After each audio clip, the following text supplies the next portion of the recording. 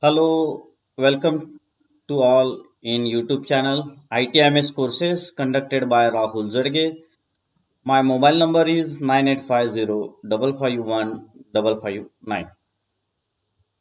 I will give you my introduction. My name is Rahul Zadge, Education Master of Computer Management from Singer Institute of Management Pune. Global certification, Microsoft certification, Red Hat certification, Juniper, Cisco certification. I am also certified trainer for all these courses. I have teaching experience of over than 15 years as a guest faculty in various colleges. I have 15 years experience as a director in Impulse Computer Training Sales and Services. We have two business firms. One, Impulse Computer Training Sales and Service. Second, Institute of Infrastructure Management Services, where we are conducting various courses from ITMS industry as well as software industry. From ITMS industry, we are conducting hardware A plus, networking N plus, Microsoft certification, Red Hat certification, Cisco certification, Amazon Web Services, Microsoft Azure, VMware, IoT, robotics, while software stream we are conducting C, CPP, Java, Oracle, web designing, Python, etc. From last two lecture, this is third lecture of ITMS course. In first lecture, we are conduct what is ITMS, what are the job roles of ITMS and scope of ITMS course. While in second lecture, we are introduce what are the courses in ITMS. We show that ITMS courses, first course is IT Fundamentals, second COMSHAS Hardware A+, third one COMSHAS Network Plus, fourth Cisco certification, fifth Microsoft certification, Red Hat certification courses. From cloud, we are conducting Amazon Web Services, Microsoft Azure, while virtualization, we are conducting VMware. From IT security, cyber security, and ethical hacking.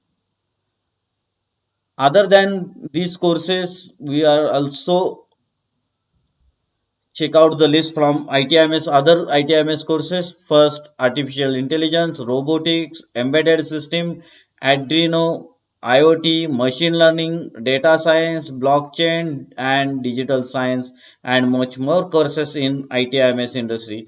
So, this is the third lecture, and we are going to step by step courses from ITIMS. First course from ITIMS industry, first course is COMSHA's IT Fundamental. हा कॉमशानं पहिला एक course design केलाय IT fundamental म्हणून, जो basic course म्हणून ओळखला जातो. Introduction आहे, ज्यांना कम्प्युटर बद्दल काहीच माहिती नाही त्या विद्यार्थ्यांसाठी हा कोर्स आपण रिकमेंडेड करतो. त्याच पद्धतीने महाराष्ट्रामध्ये Maharashtra state certificate course in information technology म्हणजे MSCIT हा एक बेसिक कोर्स आहे, ज्यामध्ये तुम्हाला अगदी टॉप क्लासचं एज्युकेशन दिलं जातं. त्याच पद्धतीनं इंटरनॅशनल लेवलवरती कॉमशानं IT फंडामेंटल म्हणून हा कोर्स डिझाईन केलाय, ज्यामध्ये तुम्हाला कम्प्युटर म्हणजे काय असतं, कम्प्युटरमध्ये इनपुट डिव्हायसेस काय, आउटपुट डिव्हायसेस काय, किंवा या व्यतिरिक्त हार्डवेअरचे कोणते कोणते डिव्हायसेस आहेत, ऑपरेटिंग सिस्टीम म्हणजे काय असतं, मायक्रोसॉफ्टचे ऑपरेटिंग सिस्टीम किंवा लिनक्स सारख्या काही ऑपरेटिंग सिस्टीम असेल, डेटाबेस स्टोरेज आहे तो कशा पद्धतीनं स्टोअर केला जातो, किंवा कम्प्युटरची सिक्युरिटी कशी मेंटेन केली जाते, वेगवेगळे सॉफ्टवेअर कम्प्युटरमध्ये वापरले जातात, कोणते कोणते सॉफ्टवेअर वापरले जातात, ऍप्लिकेशन सॉफ्टवेअर त्यांना म्हटलं जातं. मग ते ऍप्लिकेशन सॉफ्टवेअर कोणते आहेत, किंवा काही सॉफ्टवेअर आहेत जे प्रोफेशनल लेवलवरती वापरले जातात, जसं फोटोशॉप आहे, कोरल ड्रॉ आहे, तर ऑटोकॅड असेल, तर हे कोर्सेस काय आहेत याचा एक बेसिक कोर्स कॉमशानं डिझाईन केलाय. त्याच पद्धतीनं MSCIT सुद्धा डिझाईन केलाय. तर हे कोर्सेस आपण स्टुडंटना ज्यांचं ह्या फील्डला ITIMS कोर्सेस कंडक्ट करायचे, ज्यांना त्यामध्ये इंटरेस्ट आहे, ज्या विद्यार्थ्यांचं बेसिक नॉलेज म्हणून हा कोर्स आपण इन्क्लूड केलेला आहे. हा कोर्स झाल्यानंतर तुम्हाला वेगवेगळ्या ठिकाणी सुद्धा जॉब करण्याच्या ऑपॉर्च्युनिटीज आहेत. जसं आपण इथं सांगितलेलं आहे, डिजिटल करिअरमध्ये करिअर करण्यासाठी त्या विद्यार्थ्यांना जॉब ऑपॉर्च्युनिटी आहे. कॉम्प्शा फंडामेंटल किंवा MSCIT कोर्स केल्यानंतर, किंवा बेसिक लेवलची डेटा एंट्री असेल तर ती करू शकतात, किंवा ज्यांना सेल्समध्ये काम करायचं आहे, सेल्स रिप्रेझेंटेटिव्ह म्हणून काम करायचं आहे, तर त्यांना जे basic internet Word Excel PowerPoint हा सगळा बेसिक फंडा जो IT फंडामेंटलमध्ये शिकवला जातो, तर त्यासाठी या नॉलेजची गरज आहे. किंवा तुम्हाला एखादा ट्रेनर म्हणून कुठे इंडस्ट्रीमध्ये काम करायचं आहे, फॅकल्टी म्हणून काम करायचं आहे, टीचर म्हणून काम करायचं आहे, तर त्यांना सुद्धा ह्या कम्प्युटरचं बेसिक नॉलेज असणं गरजेचं आहे. आणि म्हणून हा कोर्स डिझाईन केलेला आहे. हा एंट्री लेवलचा कोर्स आहे. त्याच्यानंतर आपला मेन फोकस्ड कोर्स जो आहे, जो कोर्स आपण ओळखला जातो कॉम्शाज हार्डवेअर A+. ऍक्च्युअल इंटरनॅशनल लेवलवरती याला फक्त सर्टिफिकेशन मध्ये नाव आहे A+ सर्टिफिकेशन. पण बऱ्याच वेळा A+ certification particular Indian side मध्ये कंट्रीमध्ये फार लक्षात येत नाही, म्हणून त्याला जनरली आपल्या इंडस्ट्रीमध्ये हार्डवेअर A+ असं सिलेबसचं नाव आहे. हार्डवेअर म्हणले की आपण बेसिक इंटरनॅशनल लेवलचा जो A+ सर्टिफिकेशन कोर्स आहे त्याच्याशी कंपॅरिझन किंवा तो कोर्स आपण सांगू शकतो. फर्स्ट ऑफ ऑल यामधला सिलेबस काय आहे तो आपण जाणून घेऊयात. First, introduction to personal computer components. यामध्ये काय सांगितलं जातं, तर कम्प्युटरमध्ये बरेचसे हार्डवेअर डिव्हाइसेस आहेत, त्याची इंट्रोडक्शन दिली जाते. फॉर एक्झाम्पल प्रोसेसर असेल तर प्रोसेसर कोणते कोणते आहेत, अगदी सुरुवातीचा 80286 प्रोसेसर पासून आत्ताचा लेटेस्ट कोर i7 पर्यंतचे जे काय प्रोसेसर आहेत त्याची संपूर्ण माहिती यामध्ये आहे. म्हणजे प्रोसेसर काय आहे, त्याचं मेकॅनिझम काय आहे, वर्किंग कसं असणार आहे, त्याच्यामध्ये कोणते कोणते प्रोसेसर आजपर्यंत मार्केटमध्ये आले, अशा टाईपमध्ये असा प्रत्येक डिव्हाइस आपल्याला यामध्ये थेरॉटिकली समजून घ्यायचा आहे, माहिती करून घ्यायचा आहे. फॉर त्याच्यानंतर जसं आपण इथं म्हणलं की अजूनही काही पॉइंट आहेत किंवा अजूनही काही पार्ट येतात. जसं मदरबोर्ड असेल, मदरबोर्ड म्हणजे काय, मदरबोर्डमध्ये कोणते कोणते डिव्हाइसेस येतात ते सुद्धा यामध्ये आपल्याला शिकायचं आहे. मेमरी असेल, पॉवर सप्लाय आहे, स्टोरेज डिव्हाइसेस आहेत. स्टोरेज डिव्हाइसेसमध्ये आपल्याला माहिती करून घ्यायचं आहे की बाबा ऑप्टिकल डिस्क म्हणजे काय, हार्ड डिस्क म्हणजे काय, तर रेड हार्ड डिस्क काय कन्सेप्ट असतात, ACSI हार्ड डिस्क काय असतात, त्याचे रिलेटेड इन्फॉर्मेशन घ्यायची आहे. तर असं इनपुट डिव्हाइसेस असतील तर इनपुट कोणते कोणते डिव्हाइसेस आहेत, आउटपुटमध्ये बाबा प्रिंटर असेल, मॉनिटर असेल, वेगवेगळे पोर्ट्स आहेत, सिरियल पोर्ट आहे, पॅरल पोर्ट आहे, USB पोर्ट आहे, HDMI पोर्ट आहे. तर असं इच अँड एव्हरी डिव्हाइसेस आपल्याला कोणते कोणते आहेत याचं थेरॉटिकल संपूर्ण नॉलेज माहिती करून घ्यायचं आहे. त्याच वेळेला आपल्याला ते प्रॅक्टिकली हँडल पण करायचे.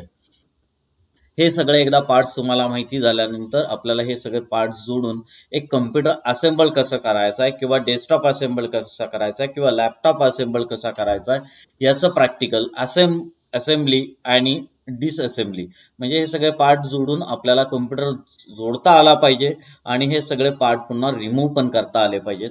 त्यासाठी एक सिस्टमॅटिक सायंटिफिक मेथड आहे, तर ती आपल्याला इथं अंडरस्टँड करायची आहे. एकदा तुम्ही कम्प्युटरचे सगळे पार्ट्सची इंट्रोडक्शन झाली, तुम्हाला हे पार्ट सगळे जोडता आले, त्यानंतरचा तिसरा part installation of this operating system. अशा पद्धतीची ऑपरेटिंग सिस्टीम आहे की जी कमांड बेसवरती काम करते. बेसिक ऑपरेटिंग सिस्टीम आहे. अगदी सुरुवातीच्या काळामध्ये ही ऑपरेटिंग सिस्टीम वापरली जात होती, पण आजही एक हार्डवेअर इंजिनियर, मेंटेनन्स इंजिनियरसाठी ही डिस ऑपरेटिंग सिस्टीम येणं आवश्यक आहे. जवळपास 70 ते 100 यामध्ये काही कमांड्स आहेत, त्या कोणत्या कोणत्या कमांड्स आहेत त्याच्यावरती आपल्याला प्रॅक्टिकली वर्क करायचं आहे. चौथा पार्ट आहे ज्यामध्ये आपल्याला एक कम्प्युटर असेंबल करता आल्यानंतर तुम्हाला त्याच्यावरती ऑपरेटिंग सिस्टीम इन्स्टॉल केली पाहिजे, कारण ऑपरेटिंग सिस्टीम इन्स्टॉल केल्याशिवाय आपण काहीच ऑपरेट करू शकत नाही. आणि त्यासाठी सुरुवातीच्या अगदी काळापासून विंडोज 95, नंतर Windows 98, Windows XP, Windows 2000, Windows Vista, Windows 7, Windows 8, Windows 8.1, Windows 10 यासारख्या मायक्रोसॉफ्टनं डिझाईन केलेल्या काही ऑपरेटिंग सिस्टीम इन्स्टॉल करायच्या आहेत.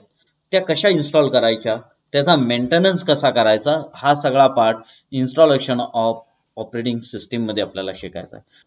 फक्त मायक्रोसॉफ्टच्याच ऑपरेटिंग सिस्टीम इन्स्टॉल नाही चालणार मित्रांनो आपल्याला. त्यानंतर आपल्याला लिनक्स सारख्या काही ऑपरेटिंग सिस्टम इन्स्टॉल करता आल्या पाहिजेत. जसं युबंटू असेल, सुसे लिनक्स आहे, मॅन्ड्रिवा लिनक्स असेल किंवा रेड हॅट लिनक्स सारख्या ऑपरेटिंग सिस्टीम लिनक्सच्या कशा इन्स्टॉल करायच्या.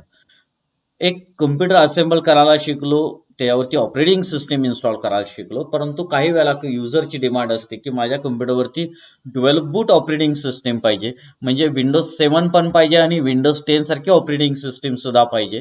म्हणजे दोन्ही मायक्रोसॉफ्टच्या ऑपरेटिंग सिस्टीम एकाच कम्प्युटरवरती एकाच हार्ड डिस्कवरती कशा इन्स्टॉल करायच्या याच्या रिलेटेड आपल्याला नॉलेज घ्यायचं आहे.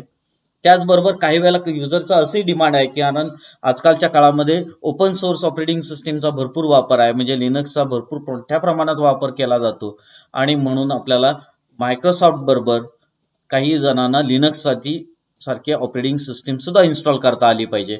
म्हणजे एखाद्या कम्प्युटरवरती विंडोज 7 किंवा विंडोज 10 आहे आणि दुसरी युबंटू किंवा रेड हॅट सारखी ऑपरेटिंग सिस्टीम इन्स्टॉल करता आली पाहिजे, ड्युअल बूट ऑपरेटिंग सिस्टीम इन्स्टॉल करता आली पाहिजे. तर अशाही पद्धतीचं प्रॅक्टिकल आपल्याला कंडक्ट करायचं आहे.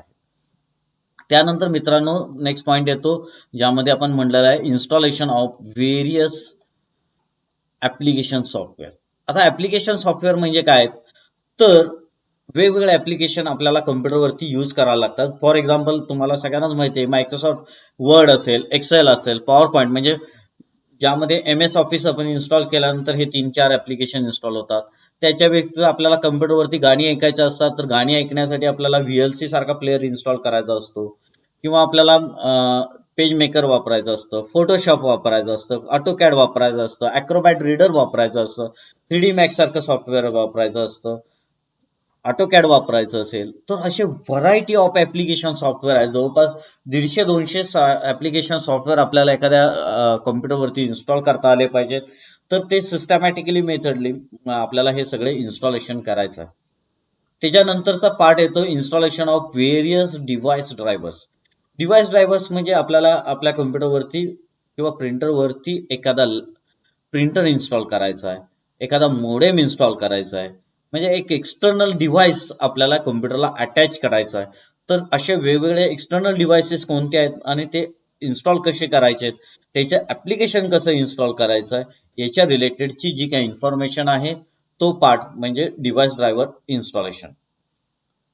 ठीक आहे, आपण एक कम्प्युटरचे सगळे पार्टची माहिती करून घेतली, नंतर आपण कम्प्युटर असेंबल केला, नंतर डॉस ऑपरेटिंग सिस्टीम समजून घेतली, विंडोज किंवा लिनक्स सारख्या ऑपरेटिंग सिस्टीम इन्स्टॉल करायला शिकलो, ऍप्लिकेशन सॉफ्टवेअर करायला शिकलो, वेगवेगळे डिव्हाइस ड्रायव्हर, चिपसेट ड्रायव्हर्स असतील, मदरबोर्डचे ड्रायव्हर्स असतील तेही शिकलो, प्रिंटर सारखे एक्सटर्नल हार्डवेअर डिव्हाइसेस इन्स्टॉल करायला शिकलो. पण एक हार्डवेअर इलेक्ट्रॉनिक डिव्हाइस आहे जो काही कारणामुळं काही काळानंतर बंद पण पडू शकतो आणि अशा वेळेला आपल्याला त्याला डायग्नोज करायचं आहे की एखाद्या कम्प्युटरला काही प्रॉब्लेम आला तर 2 प्रकारचे प्रॉब्लेम आपल्याला हँडल करायचे असतात, ज्यामध्ये एक असतो ऑपरेटिंग सिस्टीम किंवा आपण म्हणूयात सॉफ्टवेअर प्रॉब्लेम आणि दुसरा जो आहे तो हार्डवेअर प्रॉब्लेम आहे. आता तुमचा कम्प्युटर कशामुळे बंद आहे, हार्डवेअर प्रॉब्लेम आहे का सॉफ्टवेअर प्रॉब्लेम आहे. हार्डवेअर प्रॉब्लेम असेल तर तो कसा फाइंड आउट करायचा आणि सॉफ्टवेअर प्रॉब्लेम असेल तर तो कसा हँडल करायचा, याच्या रिलेटेडची इन्फॉर्मेशन आपल्याला ह्या ट्रबल शूटिंग आणि मेंटेनन्स मध्ये पाहिजे. फॉर एक्झाम्पल हार्डवेअरचा प्रॉब्लेम असेल, कम्प्युटर ऑन झाला परंतु मॉनिटरवरती डिस्प्ले येत नाहीये, मग आपण चेक करू शकतो मॉनिटरचं पॉवर केबल ऑन आहे का. पहिल्यांदा पॉवर केबल चेक केली, नंतर बाबा मॉनिटरला पॉवर सप्लाय केबल तर ओके, पण तरी सुद्धा मॉनिटर ऑन होत नाही, याचा अर्थ मॉनिटरमध्ये काहीतरी प्रॉब्लेम आहे. पण काही वेळेला आपण हा हार्डवेअर प्रॉब्लेम आहे, ठीक आहे, आपण दुसरा मॉनिटर जोडला, टेम्पररी कम्प्युटर सुरू झाला. पण काही वेळेला असे होऊ शकतं मॉनिटरची केबल ओके आहे, मॉनिटरला पण पॉवर सप्लाय येतोय, परंतु स्क्रीनवरती काहीच दिसत नाही.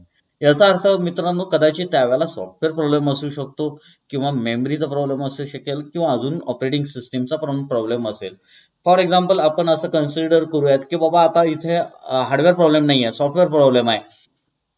तर तो सॉफ्टवेअर प्रॉब्लेम काय आहे याला ट्रबल शूट केलं पाहिजे, फाइंड आउट केलं पाहिजे आणि त्याच्यावरती त्याचं मेंटेनन्स करता आला पाहिजे. अशा व्हरायटी ऑफ ऑपरेटिंग सिस्टीमचे आपल्याला प्रॉब्लेम सॉल्व्ह करायचे आहेत आणि एक हार्डवेअर इंजिनियरचा किंवा हार्डवेअर A+चा सिलेबस इथं कंडक्ट केला कम्प्लीट. मित्रांनो ज्यामध्ये आपण शिकलो कम्प्युटरचे सगळे पार्ट्स जे आहेत त्याची इंट्रोडक्शन, ते सगळे पार्ट्स वापरून आपण असेंबल करायला शिकलो. त्यानंतर वेगवेगळ्या ऑपरेटिंग सिस्टीम, डॉस सारखी, विंडोज सारख्या काही ऑपरेटिंग सिस्टीम, लिनक्स सारख्या काही ऑपरेटिंग इन्स्टॉल करायला शिकलो. त्यानंतर व्हेरियस ॲप्लिकेशन सॉफ्टवेअर इन्स्टॉल करायला शिकलो. त्यानंतर डिव्हाइस ड्रायव्हरचं इन्स्टॉलेशन करायला शिकलो, ज्यामध्ये जो आपला मदरबोर्ड आहे त्याच्यावरती जे चिपसेट्स आहेत त्याच्यावरचे काही ड्रायव्हर्स आपल्याला इन्स्टॉल करावे लागतात, किंवा काही एक्सटर्नल डिव्हायसेस आहेत प्रिंटर स्कॅनर सारखे ते इन्स्टॉल करायचे आहेत, तर त्याचा मेंटेनन्स किंवा इन्स्टॉल करायला शिकलो. आणि लास्ट जो आहे तो ट्रबल शूटिंग आणि मेंटेनन्स, ज्यामध्ये ट्रबल शूटिंग ऑपरेटिंग सिस्टीम किंवा ऍप्लिकेशन सॉफ्टवेअरचं असणार आहे, आणि लास्ट हार्डवेअरचं सुद्धा मेंटेनन्स आपल्याला त्यामध्ये करायचं आहे. असा हा संपूर्ण सिलेबस जो आहे तो हार्डवेअर A+. इंडस्ट्रीमध्ये तुम्हाला हे झालं लॅब मधलं प्रॅक्टिकल, पण इंडस्ट्रीमध्ये तुम्हाला थोडंसं हा कोर्स झाल्यानंतर इंडस्ट्रियल ट्रेनिंग जो मी हायलाइटेड पॉईंट करून ठेवलाय, कारण याला प्रचंड डिमांड आहे, कारण इंडस्ट्रियल ट्रेनिंग तुम्हाला करता आलं पाहिजे.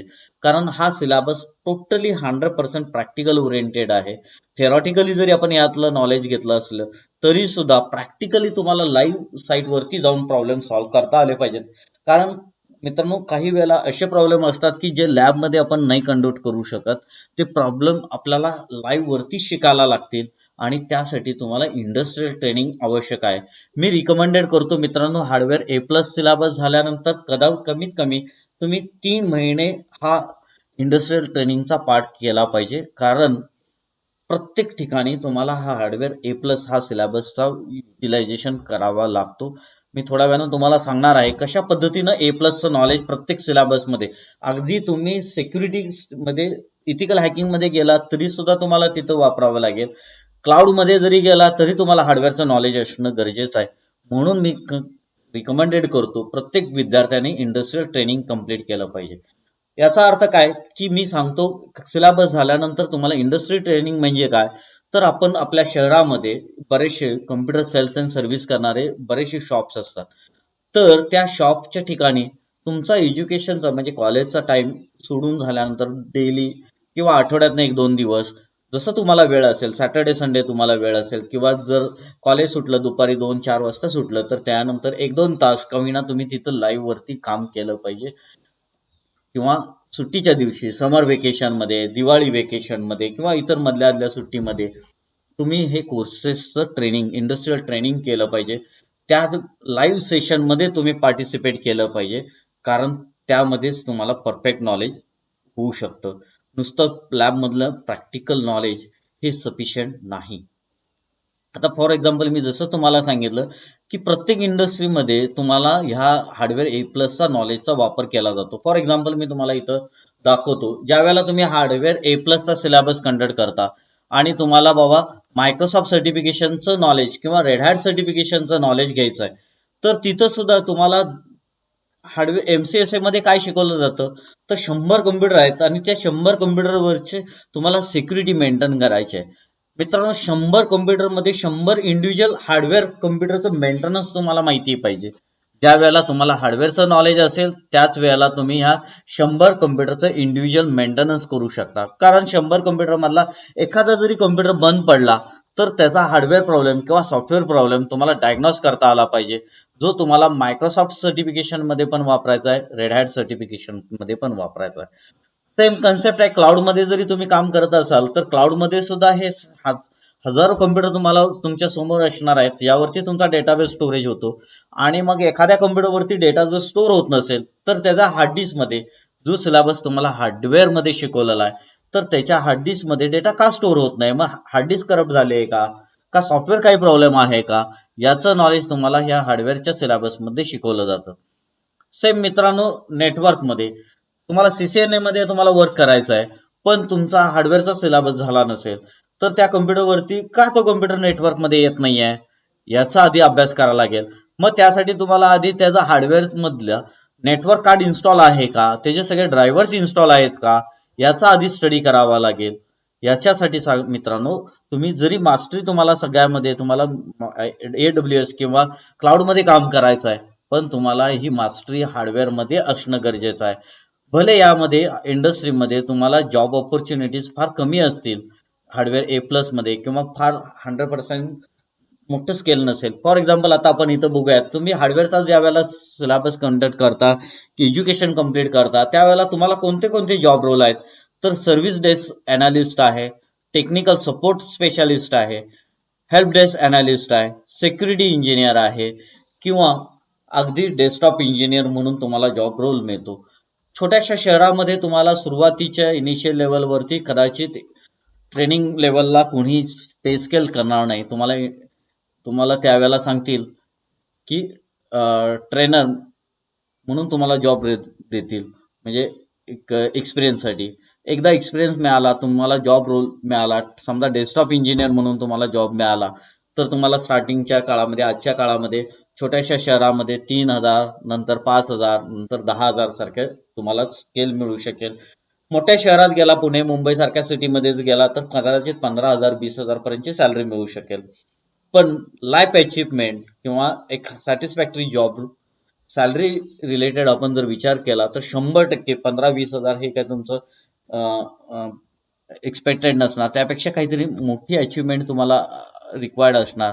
तर त्यासाठी तुम्हाला इतर काही कोर्सेस करणं गरजेचं आहे. नुसता हार्डवेअर A+ हा सिलेबस शिकून नाही चालणार. त्या पुढे जाऊन तुम्हाला काही कोर्सेस करणं गरजेचं आहे. आणि मित्रांनो, आता पुढच्या सेशनमध्ये आता पुढचा कोर्स कोणता आहे याची आपल्याला इन डिटेल माहिती करून घ्यायची आहे. आजचा सेशन जर तुम्हाला आवडला असेल तर तुम्ही लाईक्स द्या, सबस्क्राईब करा आणि शेअर पण करा. तुमच्या इतर मित्रांना सुद्धा या कोर्सेसची माहिती समजू द्या.